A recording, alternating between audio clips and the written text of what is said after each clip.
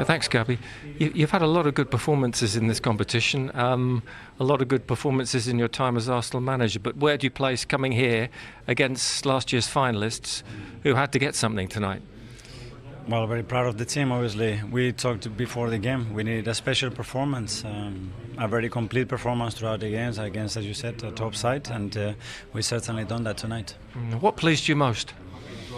The courage, the attitude, the willingness to go to another level. We've done it at home against two top sides this season in the competition, but to do it in San Siro against the best team in Serie A and one of the best teams in Europe, as you said, is something else. Was it an intention in a way with your team selection and the way you used your subs to make a statement tonight in a way? I was about trying to be better than them, and we knew that we have to navigate through different stages in the game. They manage the games, they control the games in a very good way, and we knew that we were going to have to do that in the pitch and through the subs as well. You had some wonderful individual performances. Let's start with Gabriel Jesus. We talked about him before the match. You said he'd bring unpredictability, but there's a poacher, of course, there, isn't there? He's an unbelievable player, and the bigger the game is, more comfortable he plays, and so happy for him. I think he deserves the Man of the Match awards, not only for the goals, for all the work that he's done, but like him, many of the players, you don't win in San Siro. Christian Mosquera also was coming back tonight as well. I think you were particularly pleased with him. Very happy. I think he's a player that normally he had to be back 2 weeks after, so the medical staff, physios, sports science and himself, they put all the hours in the day to try to make it happen, because we know that we are very short in the back line, and to play against the two striker, the manner he's done, remarkable. And then, of course, it will feel special, I'm sure, tonight for Victor Gyokeres after a degree of criticism, and you underlined yesterday you had belief. Wow, what an impact. A great impact, and the game was taking a shape that was fitting him very much, and he had 2 big chances. He put one of them away, and I think he really helped the team. Does the nature of that goal also do something special in a way for his confidence? It was fantastic. Very important, and for him again, it's the second away game that he's done really well. Now he's finding some consistency. He brings something very special to the team. That's on finish, and yeah, very happy for him as well. What does tonight tell you about your team? We talked about the depth that you now have. Have you underlined that tonight? Yes, it doesn't matter who we play, that they are ready and they are perform, and that we have to trust all the players, because we made 6-7 changes today, and still we perform at the highest level. We have another game in 4 days, and we had a game 2 days ago, so we know we're going to need everybody to achieve what we want. Can you tell us about Ethan Nwaneri? There's been talk of a possible move to Marseille on loan. Is that going to happen, do you think? I don't know. We'll have a discussion this week. Obviously, he's not having the minutes that probably he deserves as well, and he needs at this age. So we will address the situation and see what is best. So that might be a good thing for him in a way as well, and for the club. Let's see. We have to sit down and discuss how we want to move that forward. And a final point, you go into a big game, going to be some selection poser now, isn't it, for you up front? Who starts? Let's enjoy tonight first, because I think we deserve that, and we have a few days to prepare the Man United game. You do indeed have all the reasons to enjoy tonight. Well done. Thank you so much. Thank you. Arsenal have confirmed a top 2 finish in the Champions League thanks to their 7th straight win in the competition. They beat Inter Milan 3-1 at the San Siro. After the game, Mikel Arteta praised the incredible depth of the squad and the quality in the squad. But is it the best in Europe? We're asking you that, Liam, because he made 7 changes to his starting 11, still won away at Inter Milan. Certainly not a bad side. So is it the best squad in Europe? Oh, that's a difficult one, Tom, because you look at teams like Bayern Munich. But right now, I mean, it will be the best squad in Europe if they go on to win the Premier League and, they continue to win other stuff. But I think this Arsenal side this year, they do look different. I know they had the result against Liverpool when they should have won. It was 0-0 at the Emirates. Obviously, the game against Forest at the weekend, and it all feels a little bit shaky.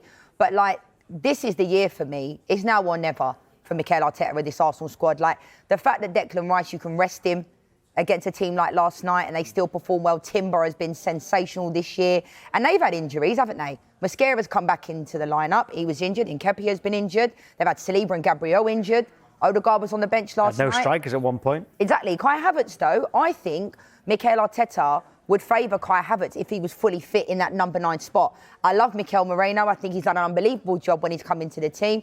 Norgard can't even get a look in. You know, he started against Portsmouth in the FA Cup the other week at centre-back, and he's a top player. So we talk about squad depth that they have. It is an array of talent.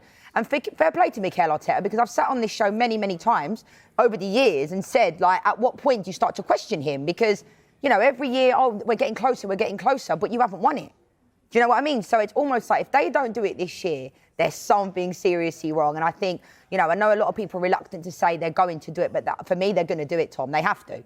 Like, there's no denying. I think people are certainly starting to come round to that way of thinking. Gabriel Jesus scored twice. He started last night.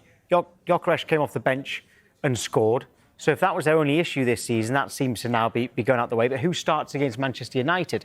Jesus, Gyokeres? As a Man United fan, do you want me to answer this question, or as a pundit? I'll answer it as a pundit. Both. I think when I look at Gyokeres, I've given him quite a lot of stick because I just don't see a player in there. But what I saw last night, right, the goal that he scored, I saw a change of pace, Tom. He made a really attacking run, right? And I haven't seen that type of change of pace. You can see his teammates really wanting to succeed. You know, when he scores, and you can see how happy they are for him. Quality-wise, I genuinely think if Kai Havertz is fit and healthy, which it doesn't seem like he is yet, because he's been on the bench a number of times and hasn't come in, I think Mikel Arteta is playing Kai Havertz. I think at the weekend, I think he'll start with Gyokeres, because it seems like that is his man at this moment in time. Gabriel Jesus, you know, before his injury, wasn't scoring a lot of goals, but he offers a lot. He works hard. You know what I mean? But ultimately, as a forward, you're going to be judged by putting the ball in the back of the net. I think Gyokeres, last night, that goal he scored, that could be a massive turning point for me because, you know, yes, he got a goal and assist in the previous game against Chelsea. People could say it's a tap-in, a goal's a goal. But the assist for me for Zubimendi against Chelsea is what he's there for, Tom. You know, occupying the two centre-backs, staying in between them, that's happy days for the centre-backs. But when Jesus is playing or when Moreno or Kai Havertz is in that role, they're stretching the line. And that's what Arsenal need. People talk about service, you know, with the players like Saka. Jamie Redknapp made a really good point on Monday Night Football the other week about the inverted wingers and them coming in. And there's this whole thing about, you know, him being annoyed at Saka for not putting the ball in the back of the net. I don't think it's personal. I've been there myself when you're thinking, just give me the ball. You know, give me the service and I'll put it in the back of the net. So Gyokeres has to make his own, make the runs as well. And I think last night, he looked decent. Well, the poll at the moment is who should start up front for Arsenal against Manchester United. 60% say Jesus, 29% say Gyokeres, 7% say Havertz, and 4% say Mikel Merino. But yeah, 60% at the moment of the people voting on that poll say Gabriel Jesus, who did score two last night. Let's speak to Arsenal fan Scarlett Katz-Roberts now. Hi, Scarlett. I mean, you're 7 points clear at the top of the Premier League, as you know. 7 wins from 7 games in the Champions League. So, do you have the best squad in the world right now? Well, it would seem that way, wouldn't it? I think squad-wise, we've been able to, much better than previously, put key players on ice when possible. Obviously, Saka didn't start on the weekend and we didn't go on and get the result, but he was right at it last night. And he's definitely been a victim of an over-reliance on key players in the past.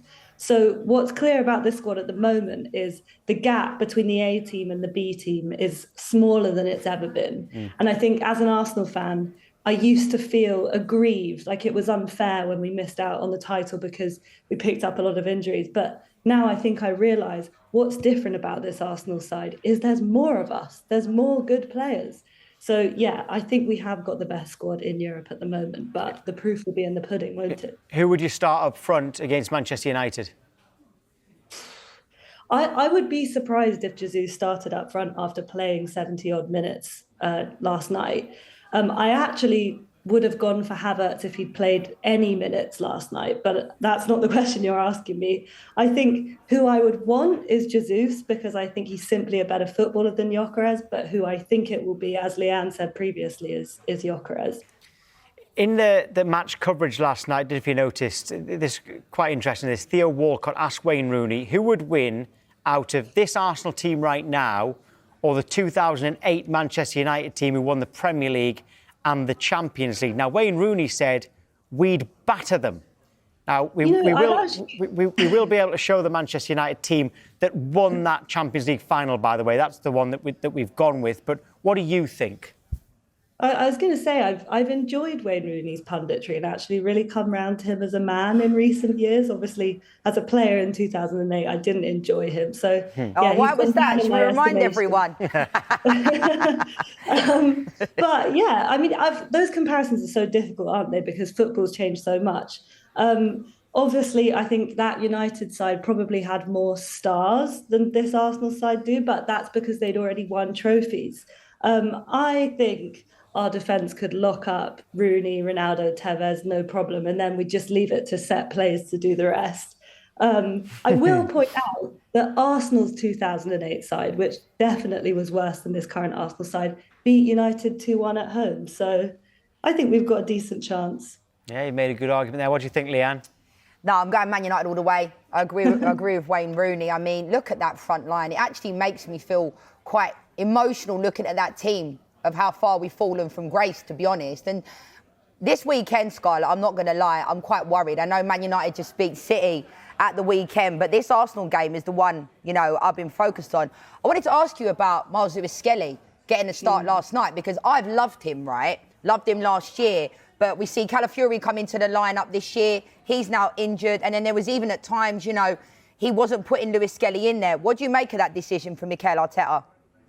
I think I understand it as somebody who watches Arsenal every week. I think Miles I don't know if it's that he's been worked out a bit by other teams. He's obviously super strong in like his upper body, but I don't think he's particularly pacey. So I think people know he's not the tallest left back in the world. Knock it over his head and get him running back towards his own goal. He's not got that recovery pace very well. So I think it's a bit of, he's now had a season where clubs have had a chance to have a look at him. They probably understand his weaknesses a bit more. Also, I feel his long-term future is in midfield, because what does he do really well? He carries the ball under pressure and he plays the ball. He's played a beautiful slip pass into Trossard in the Champions League semi-final last year. And I think he's got the character to go really far. That's it. Just to interrupt you there, Skylar, I saw him play in pre-season at the Emirates last year in that position. I know he's played there in the academy as well. And that's a great shout, because he's a baller in that position for sure. Yeah, and that's where he was playing for the majority of his time in the academy, and I think that's what he's really built for. Also, I think buying Hincapié over the summer, to me, was raising my eyebrows about what Miles' long-term future was in the squad, because that's two very, very high-quality players who can play at left-back. And the truth is, we are better when it's Hincapié and Calafiori in that position than when Miles is there. We are more vulnerable when Miles is there. Just to end this one, give me a percentage of how confident you now are that you're going to win the Premier League. Do you want the real percentage or do you want the fan percentage? I want you to, with your head rather than heart, give us a percentage. My head thinks we've got a pretty good chance. 70%. 70%. Why are Arsenal fans so reluctant to say they're going to win the league? There's Manchester City fans. It's mad. Man City fans all season have said we're going to win the league. Arsenal fans have gone, playing it down. But City, the way they've been performing of late, that's what's made me realise even more. I've been saying it for a few months now. I feel like Arsenal were going to win the league. So I'm going to continue to say it, and hopefully the fans will jump on board.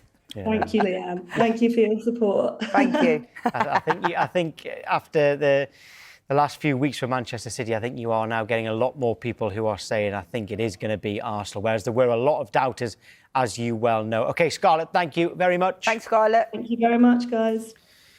So on the way next, we'll get Leanne's thoughts on the managerial situation at Manchester United and find out who she wants to be the next permanent head coach.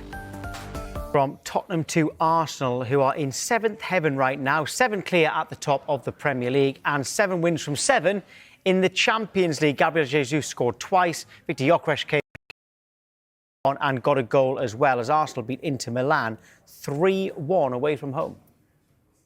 This is great. We've been missing Gavi a lot. I think he's going to raise his confidence level, the teams, because we have now different profiles in that position, like we have with the wingers in other positions. And the fact that that those players are playing at that level. Victor comes in, he had a great impact as well in the game. It's only make us better, and that's what we're seeking for. When you rotate your strikers, is that the perfect outcome, that one scores and the other one comes off the bench and does the same? If I have to write it, probably that would be it. So very happy with that. Yeah, it certainly went well for Arsenal last night in terms of their strikers and their victory as well. With Victor Gyokeres, he has come in for a lot of criticism this season. What have you made of that? Yes, it was a big price tag.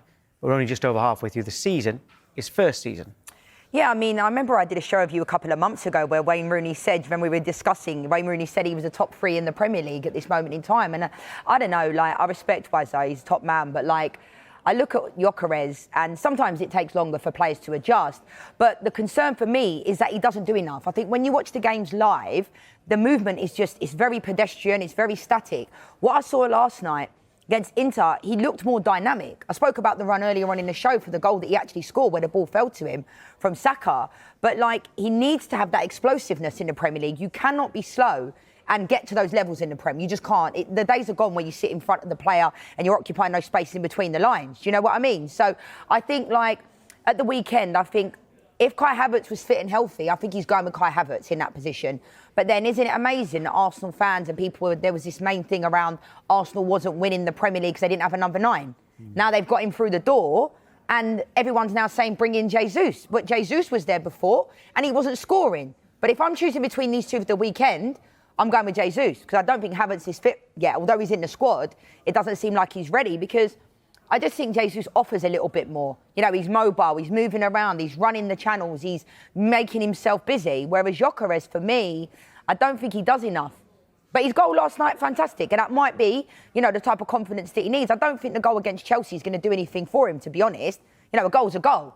The message there at the bottom of the screen from Dave says that actually play Jesus, Gyokeres and Saka as kind of a front 3. So assuming they're saying to put Jesus left wing. Mikel Arteta's not going to do that. That's not a bad shout, to be honest. But I can't see Mikel Arteta doing that at all. And to be fair, like, Bukayo Saka this year, I love Bukayo Saka, but he hasn't been great. You know, maybe he looks over like he's played a lot of games, so it's good they're able to rest him because there was a moment in time at Arsenal where they weren't able to rest players, Tom, was they? You know, do you remember when they were going through that bad run? And I remember it was solely responsible for Emil Smith-Rowe and Saka to kind of carry the team. Look how far Arsenal have come from there. Declan Rice, Zubimendi, I love Declan Rice and Zubimendi. Odegaard also hasn't even been performing to the levels that they know he can either. So it'll be interesting to see team selection because a lot of people are calling for Norgard to play. But it's a good problem for Mikel Arteta to have because when Pep Guardiola and City were winning the treble and winning trophies, they had 2-3 players in every position, didn't they? Arsenal, I think, have that luxury now where they were always one injury away from losing the league. Look what's happened now. They lost Declan Rice for a couple of games. They won the games that he was unavailable for. Do I think they could sustain that throughout the season? No, because I think, for me, I genuinely think Declan Rice has been the best player in the Premier League this season. I think he has been unbelievable. Like, what a player he is. But the fact they were able to still continue to push without, when players like Saliba got injured, when Gabriel got injured, when Declan Rice was injured, shows me that Arsenal have turned the corner this year. Because last year, do you remember when people were getting injured? That was it. It was like, oh, the title race is done. Well, can Liverpool turn a corner? We're going to be talking about them next. They face Marseille in the Champions League tonight. But should Mohamed Salah go straight back into the starting line?